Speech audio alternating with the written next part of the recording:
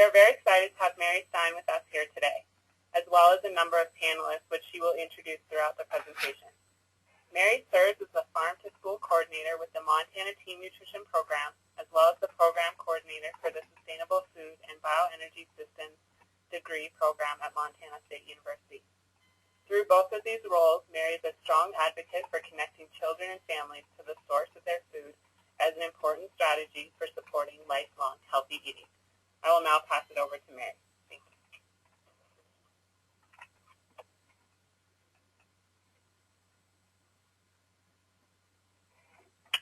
Thanks, Carolyn. Welcome, everybody. It's my pleasure to be with you today for this webinar. As Carolyn mentioned, I have the pleasure of being part of the Montana Team Nutrition Program. Montana Team Nutrition functions as the education arm of the school meals program in Montana. We work with teachers, school administrators, food service, managers, parent groups. Oh, wait, I'm not trying to advance the slide here, Carolyn, and it's not letting me. There we go. Hey, there I am. Anyway, and we provide training opportunities and technical assistance that support healthy eating habits and well-being in school-aged children. Montana Team Nutrition is a collaborative effort between the Office of Public Instruction and the Department of Health and Human Development here at Montana State University, Bozeman. Today, I'll be facilitating the webinar and introducing you to many inspiring people and projects and resources centered around school gardens. Here on this slide, you'll find my phone number and email should you want to get a hold of me in the future. These up again at the end of the webinar. So here's the format of the webinar today. We're going to start out with a brief introduction to school gardens. Basically, what are we learning about this experiential setting in terms of its effectiveness in improving children's nutrition and physical activity? And then I'm thrilled to say that we'll be hearing from great folks around the state who are working on grassroots projects centered around school gardens and garden-based education. We have 4 of these guest presenters built into the webinar, and I want to mention, however, that there are so many tremendous examples of school garden projects going on throughout Montana, and the 4 that you're hearing about today are just the tip of the iceberg. We'll be then moving on to examining some guidance and resources that are available for helping to connect the school garden to the school cafeteria. Naturally, this is going to be focused around food safety at the core of this section. And finally, we'll end with a look at a few great resources for connecting the school garden across the curriculum. And I want to make sure we have time for questions at the end of the webinar. So let's get started. So what do we know so far regarding school gardens? Certainly we know there's a lot of interest in school gardens nationally and right here in Montana. We also know that we need an effective strategy or strategies for improving the health and nutritional well-being of our children. And I say this based upon the fact that childhood obesity continues to be a major public health problem, while at the same time the rising levels of food insecurity are disproportionately affecting children. And in many communities, both urban and rural, families are experiencing limited access to readily available sources of healthy, fresh food. Engaging children in the experiences and learning around school gardens has emerged as an effective strategy for reinforcing healthy food choices and lifestyles. But the better news, even beyond that, is that the benefits of school gardens extend well beyond just nutrition and physical activity. The added benefits of fostering and social development, along with a sense of environmental stewardship, are all realized through the experiential classroom of a school garden.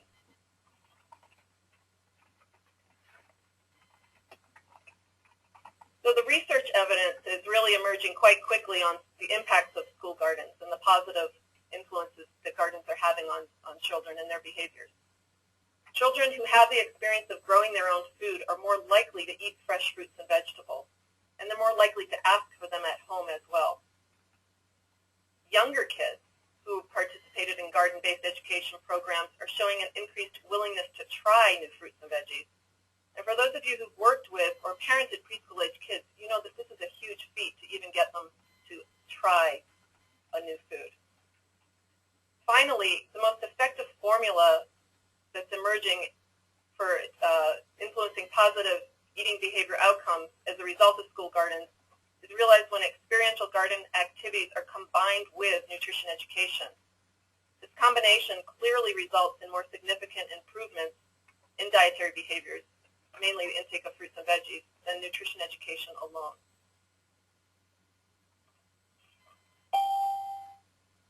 And I touched briefly on the added benefits of school gardens beyond healthy eating and physical activity, and I just want to elaborate a little bit more on this here. First of all, regarding social and interpersonal skills, kids that are participating in school gardens are showing increased self-understanding and an improved ability to work in groups. Relative to science achievement, there was one study recently reported evaluating 5th grade students who participated in school garden activities and found that these students scored significantly higher on science achievement tests than students who were not involved in school garden projects. School gardens are also a wonderful opportunity for increasing parent involvement in the school community. We've known that parent involvement is a parameter that's been linked to improved academic outcomes in children for years. Community building is a natural outcome of garden projects. And finally, the garden experience results in increased understanding of the ecological environment, direct observations of nature, and thus a greater connectedness to nature for these kids. And in a time where there's great concern for the loss of connectedness to nature, we can enthusiastically look at school gardens as an opportunity to improve this situation.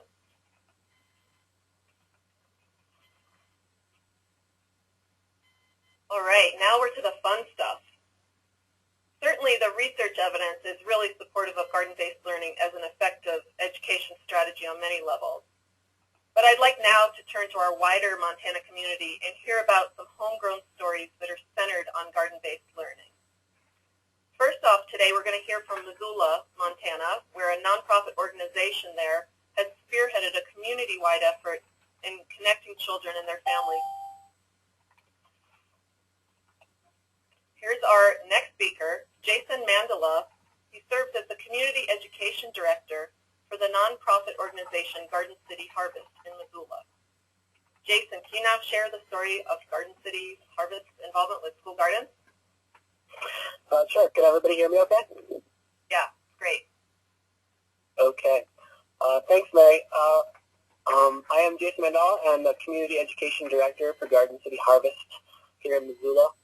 And one of the things that we do as a nonprofit is to, one of our mission statement goals is to educate the community about ecologically conscious farming and gardening. And one of the programs we do to achieve that goal is our school garden program. And as you can see on the slide right now, Meadow Hill Community Garden Classroom was the first of those. And if you can see really small on that sign, it says established in 2003.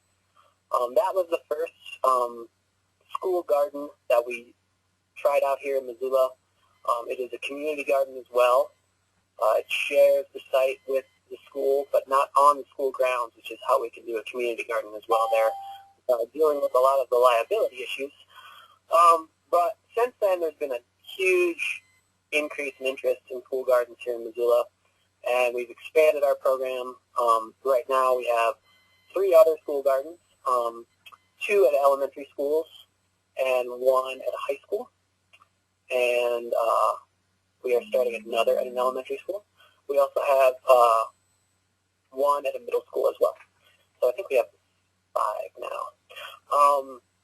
Each of these situations is unique, and I know that any of you that have worked doing school gardens realize that the number one challenge is always, how do we do this when school is not in session?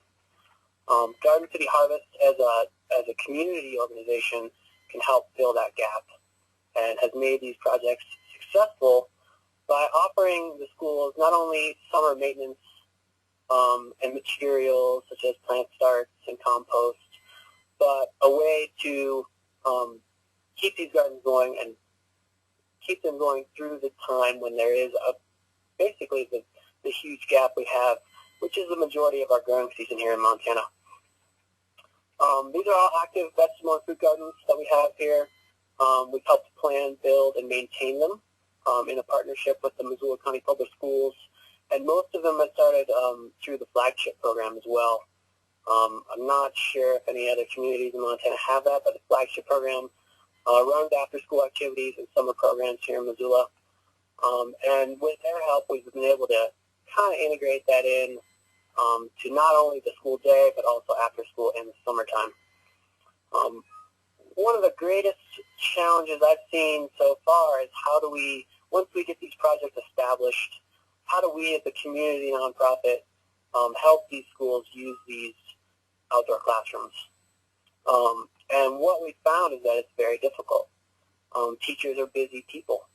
It's very hard to integrate something like a school garden into their normal days.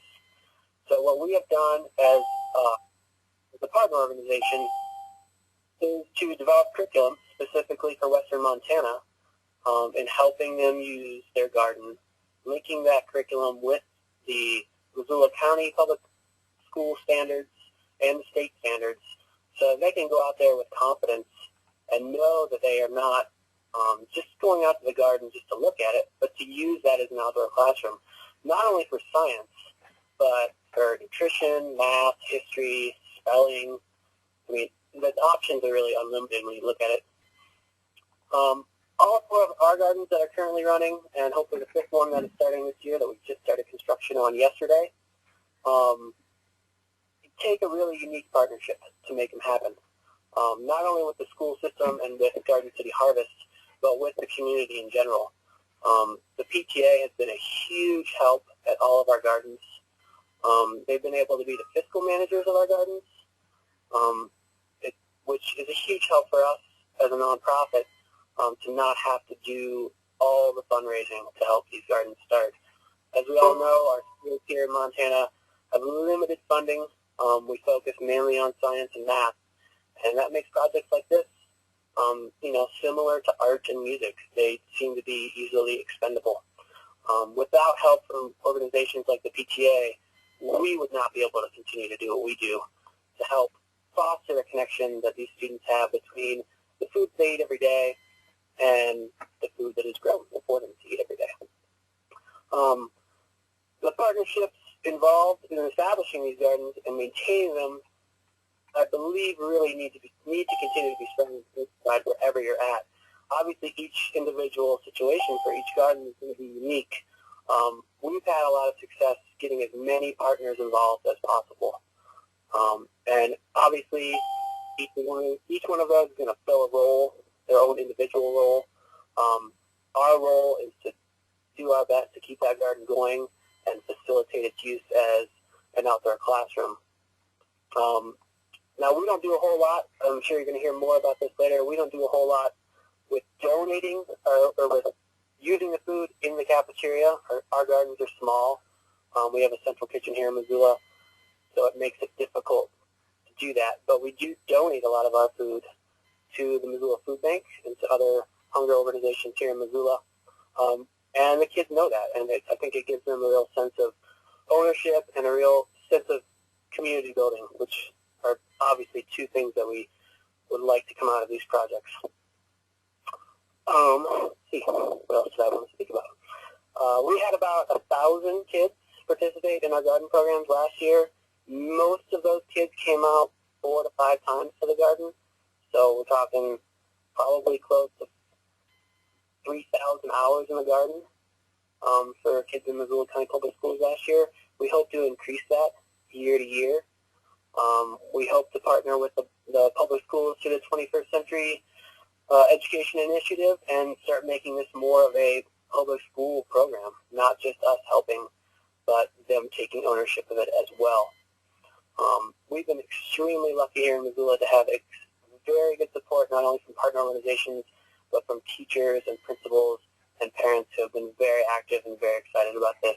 And I think it really takes all of that to make this happen and work effectively so that we can get kids out there and learning about food and learning about how important it is to eat right and to stay active. And I think that's about all I have to say. Awesome. Jason, thank you so much. No problem. Thank you for having me. That last beautiful potato slide. Everybody enjoy that one for a second. Okay. So now we're going to be shifting about 200 miles over to Bozeman, Montana here, where we'll hear about another school garden project, and that's the edible schoolyard at Irving Elementary School here in Bozeman. Heather Musselman is a parent volunteer and the Irving Garden Coordinator. Heather is going to talk to you about how a parent group was able to build capacity and work together with teachers, school administrators, and facilities folks in establishing a school garden and keep it going even when school is not in session. Heather?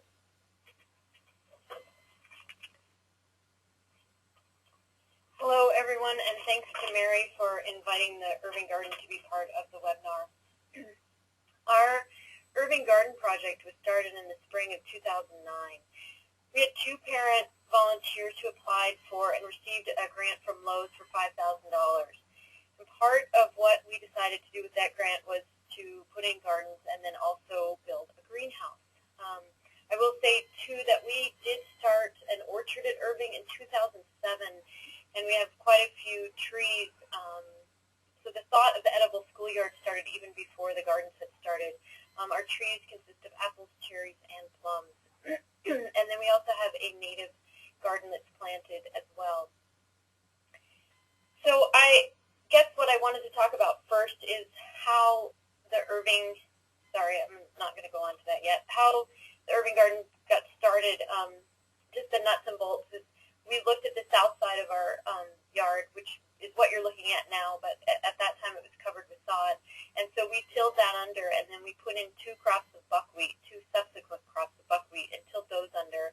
And that enabled us to use our own soil that we had amended, and in that way we kept the cost very low.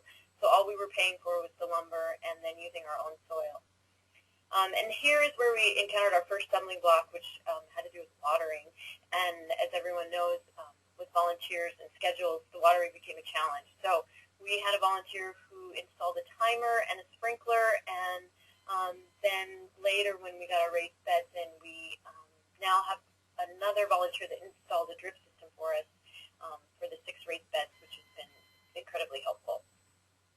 So in this first slide, you see our garden sign, and that was created by Marianne Fiu, who is an Irving parent and an artist. I found it's very important to tap into your talent base of the parents in your school, and I'm constantly surprised at who is there that I don't even know about and what skills they have, and I would encourage people to try to find that. We've had everything from entomologists to landscape designers to artists that have all pitched in and helped in the garden, and it's been really helpful. So a sign, I think, is incredibly helpful, both because it provides information and for people to contact you, and I also find it provides interest in beauty. The following slide is on our website, and this is an example of the master plans that we were working on for our school garden. Paige Hyatt, an Irving parent and landscape design professor, had her class design a series of master plans for our garden, and in that way we tapped into some resources at MSU, which was really fabulous. Again, we had to backpedal a bit as we plan to have a greenhouse, but our plans have been rejected by the general maintenance personnel, and so we're looking at what we'd like to do with that space now that it will no longer be a greenhouse. So we're looking at hoops over our individual beds, possibly cold frames, but I'm not sure we're allowed to do that either. So we're working on finalizing our master plan, and that does not contain a greenhouse. Paige has also set up a website and a Gmail account for me specific to the gardens, and that's been a huge help. Our website is irvingschoolgardens.vitaflora.net if anybody would like to go look at that. Then let's move on to the next slide. In this slide, you'll see the 4th grade class harvesting their garlic. And this is where it all comes together for me and makes all the effort worthwhile. So these kids planted the garlic, and then they were able to harvest and eat their efforts afterwards. And for whatever reason, our garden, we planted this in the fall, and it was the following fall when they actually harvested the garlic. And usually you can't wait that long, but we did just fine. Many of the students tasted it raw, and I came in to the 4th grade classroom and I helped them make fresh pesto in class where we laid out all our fresh ingredients from the garden, and they saw it all go in the food processor and then straight onto their bread. And I think that was pretty empowering for them, and they all really enjoyed it. Another third grade class made salad dressing with the garlic to put on their lettuce that they collected from the garden. And one of our parents had the third grade class make blueberry smoothies with the spinach that they grew.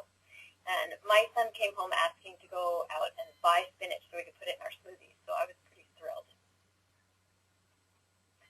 This slide is also of a fourth grade class who came out to draw in the garden. They were drawing leaves and vegetables, and you can see in this slide how our simple system of raised beds, and then we just have mulch in between, and then our drip hoses are there. And these drip hoses are also on a timer, which really eliminates a lot of the manpower hours for your volunteers.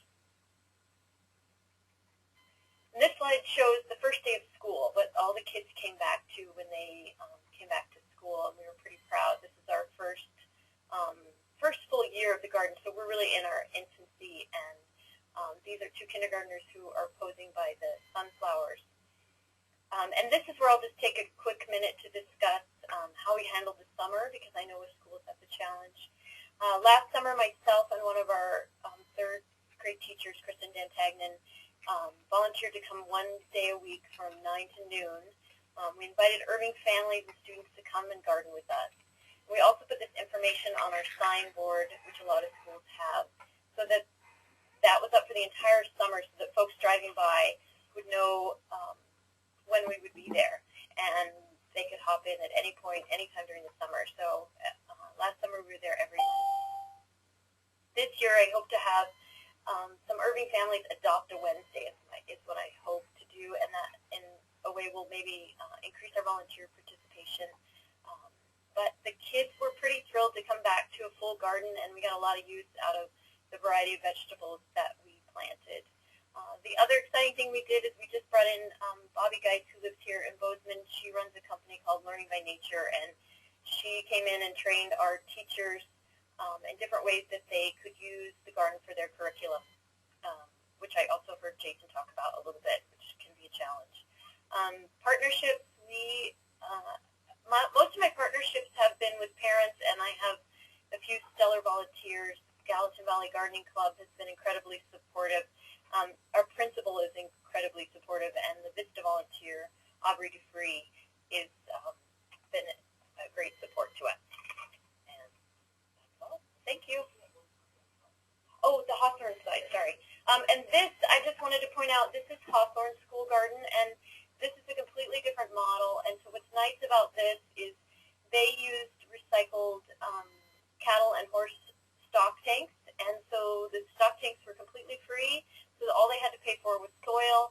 Their watering's on a timer, so they only plant plants and vegetables that can be harvested in the fall when the children return. So they have little to no volunteer hours during the summer. And that also can be placed on pavement if you don't have any open ground for gardens. Okay. Thanks, Heather. All right. Now we're going to shift to a slightly different take on garden-based education. And I love this one because we're definitely thinking outside the box with this next example. And I'm talking about a school garden on wheels, and its name is Bob, which stands for the Bozeman Ozone Bus. Oops, I should be at that next slide. There we go. Bob is a project of an organization in Bozeman called the Bozeman Youth Initiative. Here to share with you today the story of Bob is Greg Owens. Greg is the Executive Director of the Bozeman Youth Initiative. Greg. Thank you. Hello, everyone. Thanks to Mary for asking me to participate in this, and thanks to Carolyn and Julie and everyone here at RHI, and thanks to you all for listening. Happy to be here today to talk about Bob and the Bozeman Youth Initiative, which I'm going to abbreviate as BYI from here on out. Talk about our participation in school garden education, and especially since we had no idea that's what we were doing when we started this project. Our mission at BYI is to support and mentor youth-driven projects.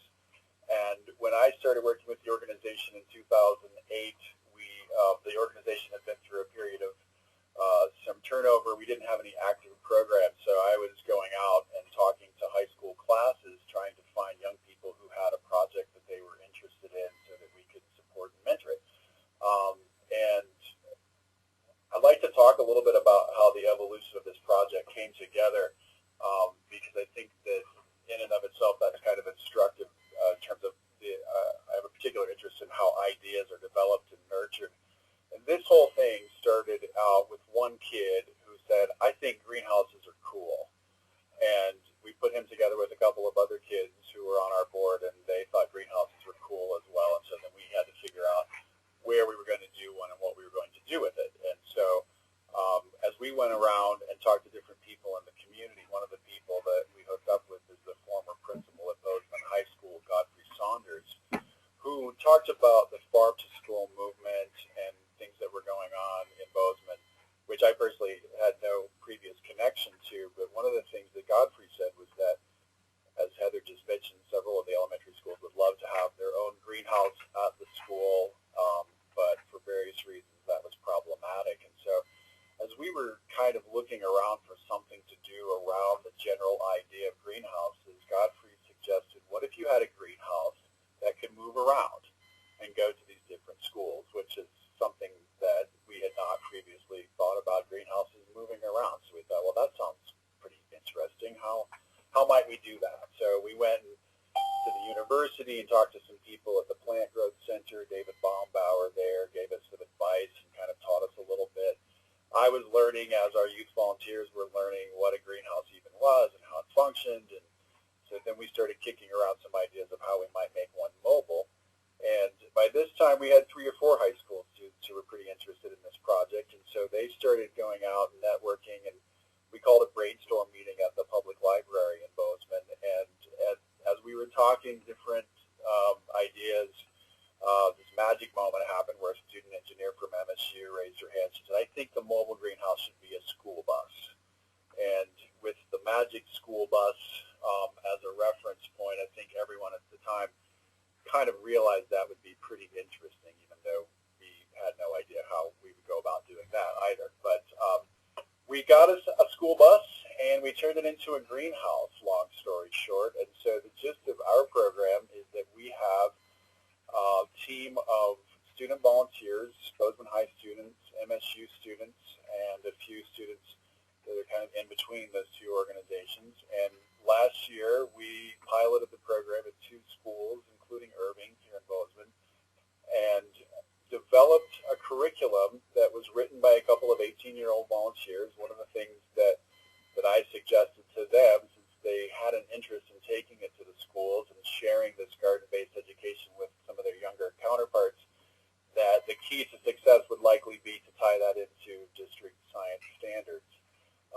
which they originally, they honestly weren't too thrilled about studying the district science standards and figuring out what that all meant. But over time, they began to see the value of that, and so developed a curriculum that kind of dealt with some basics of plant science and provided some information about soil types and pH and some basic science type things that would increase the likelihood of success for these kids that wanted to start their own gardens. And so last year, we went out to these 2 schools. We had approximately 1,000 students that came through the program. And we just were learning the whole time. As my board president likes to say, we were building the plane as we were flying it, because basically everything we were doing, we couldn't find someone who told us how to build a greenhouse bus or what to do with it once we had it. So we were just kind of doing a lot of trial and error.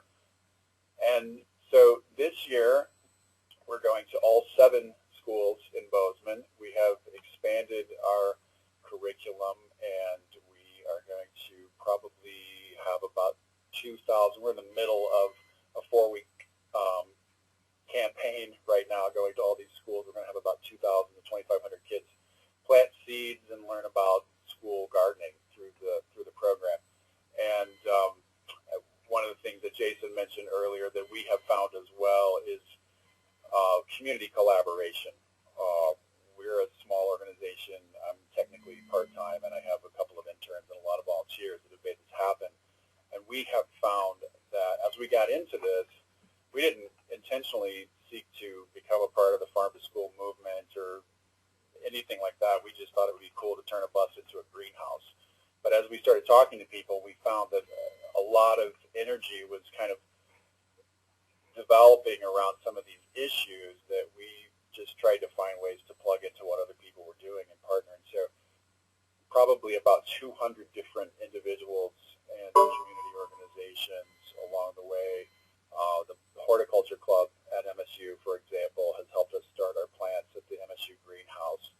The Montana Outdoor Science School helped us out, and a variety of different community groups that we've worked with, including 1,000 New Gardens in Bozeman and others that I probably should mention right now that are drawing a blank on. But the key point there is that we really have actively sought Children's Museum of Bozeman, for example. We did some summer camps there, and found that the more that we worked together and tried to figure out how we could not duplicate effort and work toward common goals, that has really been one of the key elements of the success that we found with this program.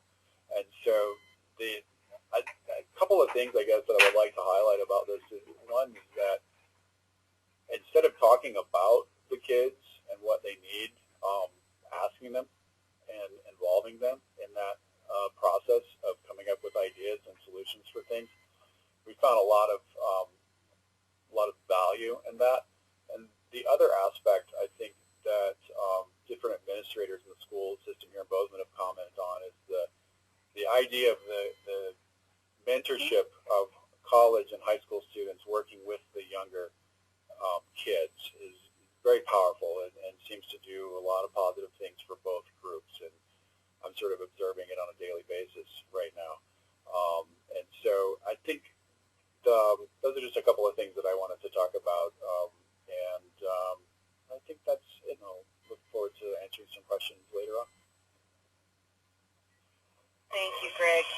And I just want to say on a personal note, last summer I observed very firsthand, I saw the Bob bus pull up to one of the summer feeding program sites and provide an opportunity for some garden-based nutrition education for all of the kids who were participating in the federally supported summer feeding program here in Bozeman. So thanks, Greg. So next we're going to leave the Galveston Valley and we're going to go over to the banks of the Flathead Lake to the town of Summers. And here we're going to hear about a school that's connecting the school cafeteria to the school garden. And this is a project that's just getting started. Right. Hi, can you hear me?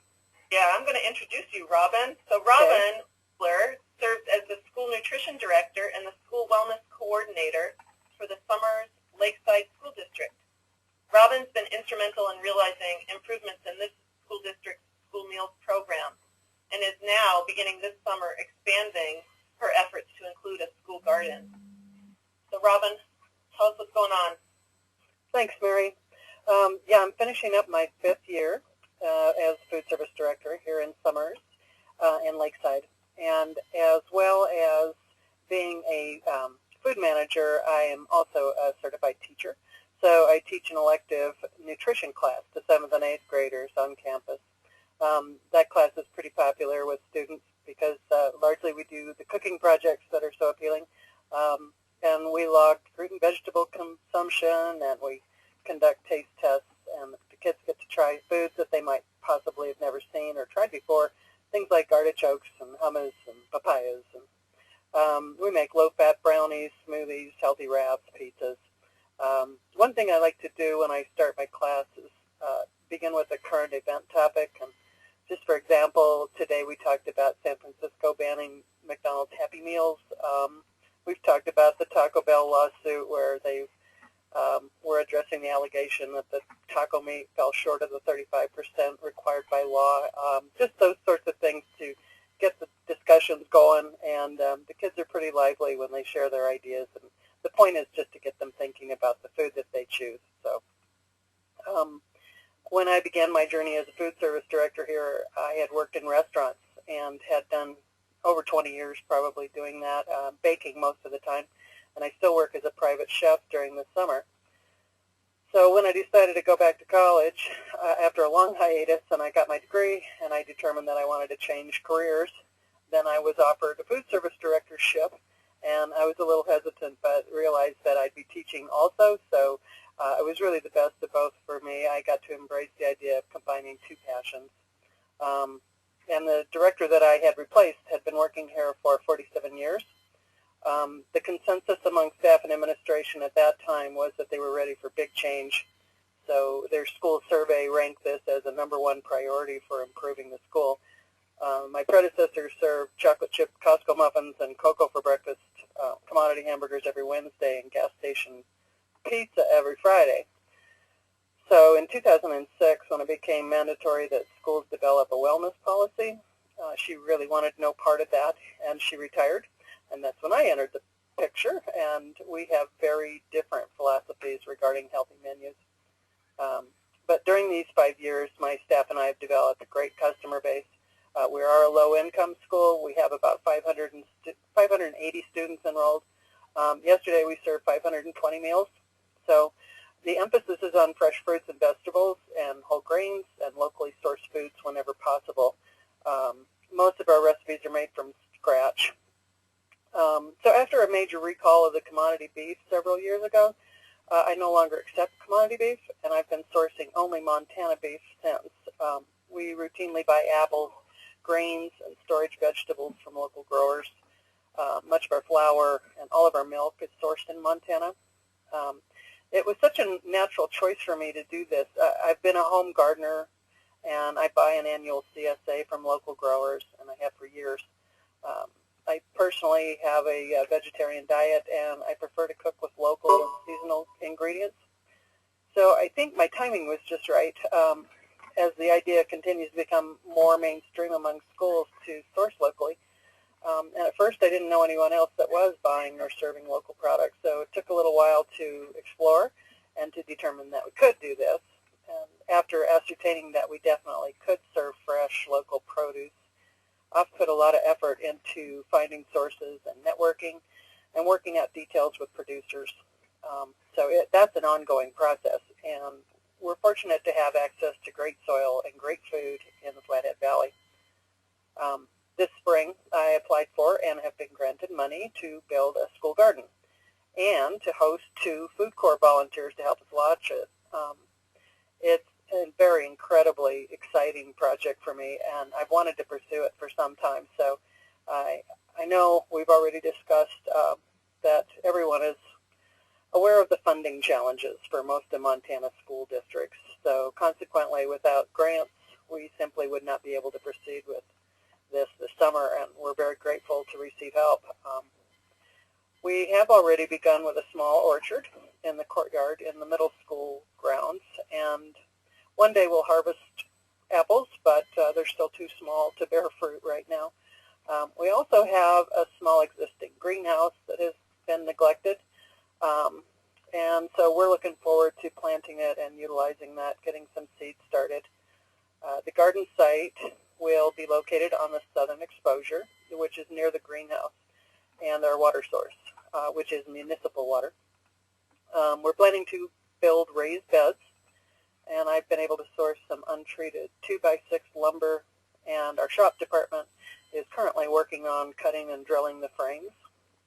We'll build hoops and attach renee cloth to extend the growing season and to protect against bugs and pests.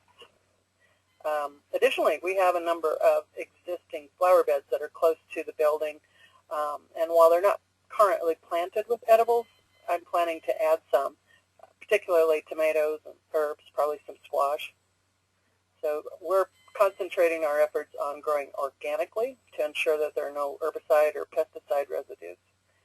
And I'll be exploring another concept which is appealing to me. It's vertical gardening with aeroponics to grow an indoor system. It's an interest of mine, particularly because I was raised in a family where the family business was hydroponics, and so we're looking at the potential of putting one of those units into our building. Our PTA has been really supportive, and I expect that we'll get more help from them. Unfortunately, they gave me about half of the money that I applied for in the grant money. So it's about enough to build a garden or a fence, but not both. So I'm a little concerned. The school garden has been, you know, like I said, a long time thought process for me, but so many people have warned me about the potential of neighborhood kids coming in and vandalizing. I don't know if anybody else is having trouble with that, and that's something I'd like to ask at the end of this session, but some of the administrators have told me that I can't do a garden without a fence around here because it'll probably just be raided and destroyed. But anyway, we'll probably just keep it close to the courtyard and keep it up close to the building and hope for the best this year, this first beginnings of the garden, and also explore that indoor growing system. So those might be our best alternatives. Then our kitchen has a good fruit and vegetable wash system. We use organic peroxide solution to clean our produce indoors, and my staff has been trained. We're all certified in serve-safe procedures. The county officials inspect our kitchens and conduct tests on our school water routinely. We're anticipating a good response for the school garden fresh produce from students and staff who are already familiar with a lot of fresh products in our cafeteria. So I'm looking forward to working with students in the living lab that the garden offers. And it'll be an extension of as many teachers' lessons as they'd like to conduct out there, and that will include my own class, where we'll be incorporating produce in our cooking lessons. So that's about all we have going so far. All right, thank you, Robin. Okay, now I'd like to share with you another homegrown story, and this is the story of Montana Food Corps. And unfortunately, the amazing leader of Montana Food Corps, Christy McMullen, couldn't join us today. So I'm going to do my best to fill in all of you on the Montana Food Corps program, both past and present. So it began in the summer of 2006 when the Grow Montana Coalition partnered with Montana Campus Compact to launch a unique concept called Food Corps. Basically, Food Corps is a team of full-time AmeriCorps Vista volunteers whose job it was to create and grow farm-to-cafeteria programs in various locations around the state of Montana. These Vista volunteers served with school districts and college and university food service programs initially. This is a picture of several former Food Corps volunteers. Some of you may recognize some of them. But these Vista volunteers build and tend school gardens, help cafeterias serve locally grown meals, and educate students on how and why to eat healthy, locally grown food. They really are filling in the much-needed gap of the labor force, basically, around trying to start new initiatives around farm-to-school and school gardens. It can be a daunting task when your plate is already very full of things to do each day. So the Food Corps program has really helped in that capacity. The Food Corps teams, in turn, benefit from the support of a diverse network of statewide leaders who are experienced in fighting poverty and building community-based food systems. So beginning this year, thanks to a generous grant from the U.S. Department of Agriculture Community Food Projects Program, Montana is expanding its Food Corps project with a focus on rural communities throughout the state. This Rural Food Corps is a partnership between Grow Montana, Montana Campus Compact, and Communities in Action. And here you can see a list of communities from around the state who are going to be benefiting within the next year from the Montana Rural Food Corps project. The summer Food Corps sites, there'll be 6 of them this coming summer, and the 6 Food Corps members in the communities of Potomac, Sheridan, Summers, and Victor. And one of those, of course, is the site that Robin just referred to with the school gardens going on in her community. And then beginning in July, the full year Food Corps service members will be starting their year of service in Ennis, Red Lodge, Boulder, Dillon, Glendive, Ronan, and Rosebud. So every one of these rural Montana communities is going to benefit from this wonderful program of AmeriCorps Vista members helping their communities out. If you're interested in hosting a Montana Food Corps member in the future, there's a couple of different ways that you can get the information on this. One is to sign up for the Montana Food and Ag Listserv, which is an email list that where information about Montana Rural Food Corps is posted.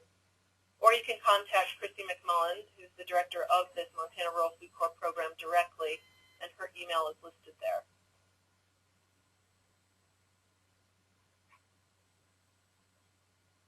Okay. And I just want to end the food corps part of this presentation with one other tremendous note, and that is that with Montana as a proud model, the food corps story keeps getting better. National Food Corps is being launched this coming summer in August of 2011. This is a nationwide program which will place AmeriCorps service members in communities throughout the country.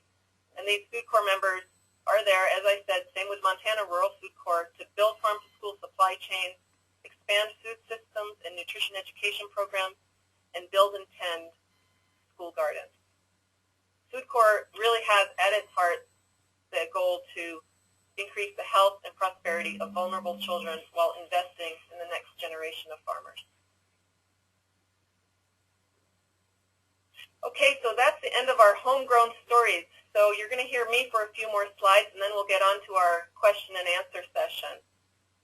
I wanted to spend a few minutes talking about connecting the school garden to the cafeteria, and Robin touched on this in her presentation. But the question, can food grown in a school served in a cafeteria, arises really frequently. And the simple and basic answer to this question is yes, it can. In many schools across the state, there's great interest in connecting the school garden to the cafeteria. And this is really an important part of garden-based education because it increases the kids' exposure to the delicious foods that come out of the school garden. So the main thing to keep in mind when connecting the garden to the school cafeteria is that keep your food safety practices front and center to everything you're doing. This slide shows some of just the very basic areas of concern that you need to think about for food safety practices with school gardens.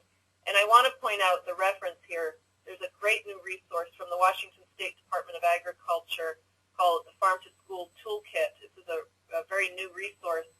And this particular list was put together by that group along with the National Farm to School Network. So the fundamental principles are clean soil. Learn about the soil you're using for your school garden, and if needed, get it tested for contaminants before you start planting.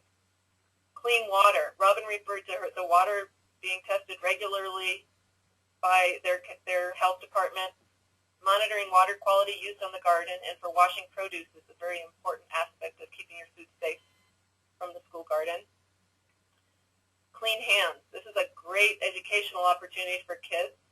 Washing hands in warm soapy water for at least 20 seconds before working in the garden and harvesting food, and also clean surfaces. Wash and sanitize all the workstations and packing bins that are used for produce from the garden. This slide lists several terrific resources that will help with school garden food safety questions. The first one is a frequently asked questions document or memo that was put out by the U.S. Department of Agriculture Food and Nutrition Services to answer common questions related to using produce from school gardens. And you can see that link there. And I'm happy to share any of these links with folks after the webinar as well, just like you could send me an email.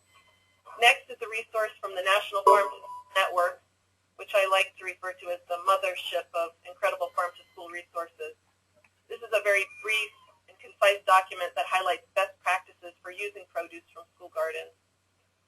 And finally, you'll find some really useful sample checklists that are used by the Denver Public Schools and Oregon Public Schools that are guidance for using garden produce in the cafeteria.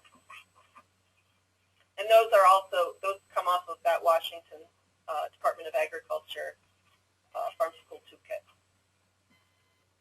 Next, I just wanted to touch on a few curriculum resources. This is so central to making the most of the school garden as an experiential classroom.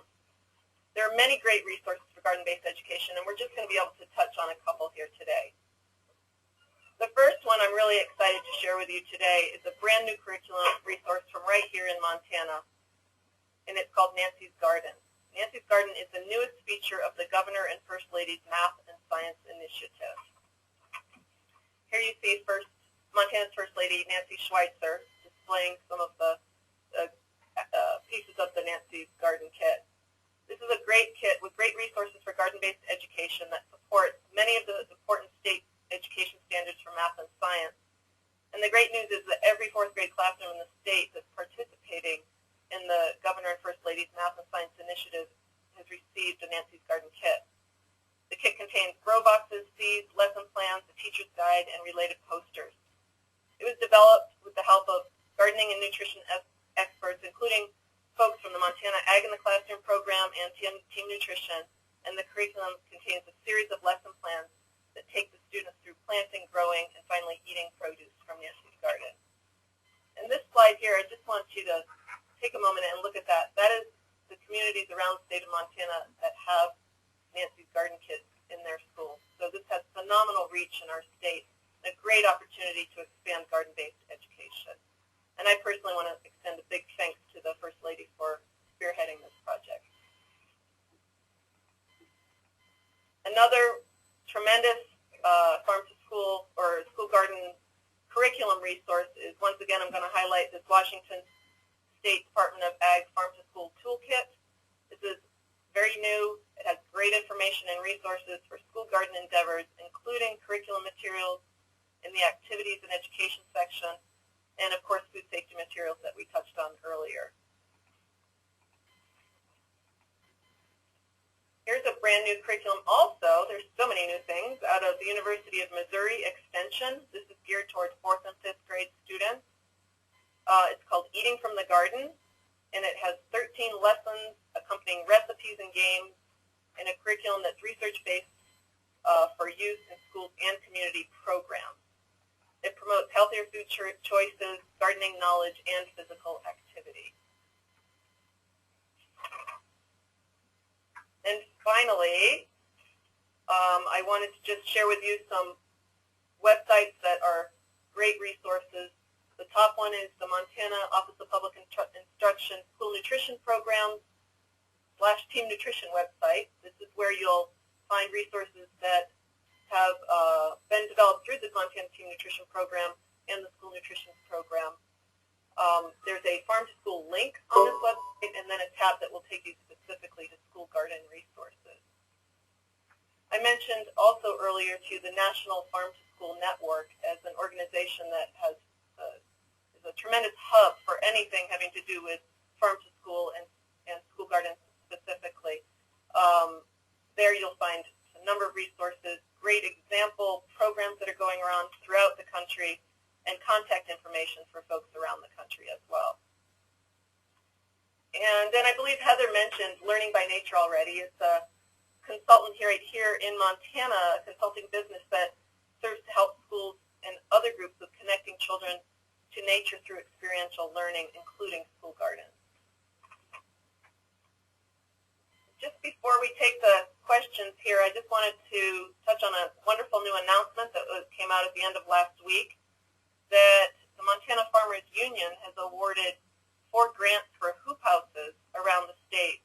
And this is really great for schools in Montana because it actually allows for school gardens and garden-based education during the school year. We have such a short growing season here that the hoop house concept is one that's really being embraced strongly throughout the state. And then you can see here the 4 communities in Montana that just received $15,000 grants from the Montana Farmers Union to put up hoop houses in their communities. And this is not the first year. This, I believe, is the 3rd year that Montana's Farmers Union has awarded these hoop house grants. And I just want to extend a big thanks to Montana Farmers Union for that.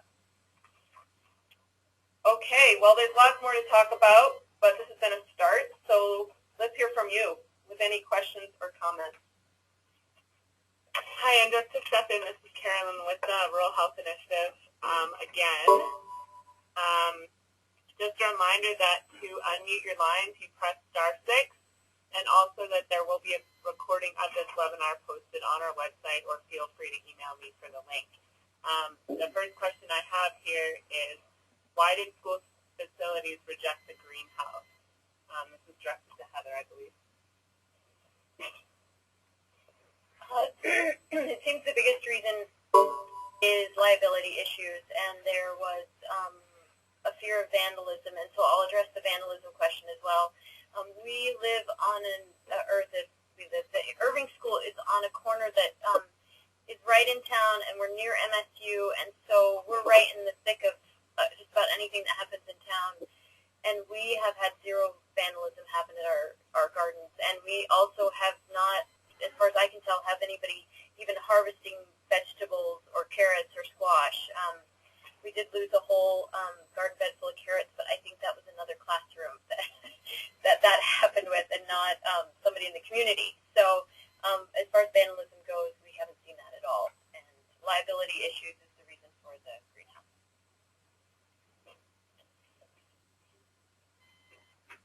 So any other questions?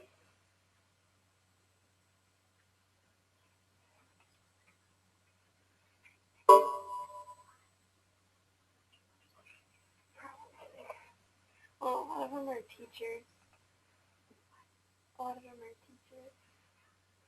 even working all day. All right, are there any other questions? All right, if not, we just want to say thank you again so much to Mary and the 4 other panelists, and to everyone who was able to join today. Hope you I have a question. Oh, go ahead. Are there any programs focusing on pollinator gardens or pollinator outreach, educational outreach? That's a really good question. I don't know of any specifically, but my sense would be that if you looked on the National Farm to School Network website, you could search specifically for that. I would guess that there are. Heather, do you have any info on that? Well, I also know that from the Farm to School meeting that there are free posters available also if you go, I think, to the Department of Agriculture to bring those into the classroom, but I don't know anything beyond that. This is Lori commenting from the Montana Department of Agriculture, Montana and Agriculture Schools. And just to let you know that, yes, I do have curriculum on pollinators and have all kinds of posters and pollinator wheels that match up the pollinator and the plant and all of those things. And if you just want to contact me, I'd be happy to get it to whoever needs it at no cost. Can you give us your email address, Lori? Yes, it's L. Brenneman, just the L as in Lori, last name Brenneman, BRENNEMAN, @mp.gov. And then I just also like to announce, while I'm still on the line here, that I have got wonderful grants for schools for cold frames and for classroom garden boxes, and have lesson plans and all kinds of great things for you. So just contact me at that email, and I would be happy to get the information to you. Thank you, Lori. Greg has a question or a comment. This is Greg with the Greenhouse Bus. I just wanted to say, as part of our curriculum that we've developed, we have an activity based around pollinators where kids match up cards of the pollinator to the different types of plants. And if anyone's interested, we'd be happy to make copies of those, I guess, and share them. It's some nice artwork that a young lady that works with us drew. So that's something we'd share as well. Great. Are there any other questions? Mary, this is Sandy, and I just want to say thank you all. This has been great. And I know that it was announced that we could get a copy or get the link to the recorded session, that there are many folks I'd like to send this out to. Could that be sent to all of us on the call? Sure, everyone who's registered, I'll send the link out to. This is Carolyn, and again, if you just email me, I can also send the link. But to everyone who's on the call right now, I'll definitely send it out. Thanks. I'd appreciate that. Thank you. I have a question for Greg. Yes. Greg, I'd like to know, what did you use for the roof on the Bob greenhouse bus? Okay, so first we cut out the existing roof, which was a fun project in and of itself. And we built a frame. We used pieces of steel tube, which we originally clamped 2 pieces along the sides of the bus, and then welded together the arch pieces of the roof, and then welded all that onto the 2 side pieces, if you can visualize that. And so then we pulled that steel frame off and painted it, and we used polycarbonate panels that we attached for the roof. You bet.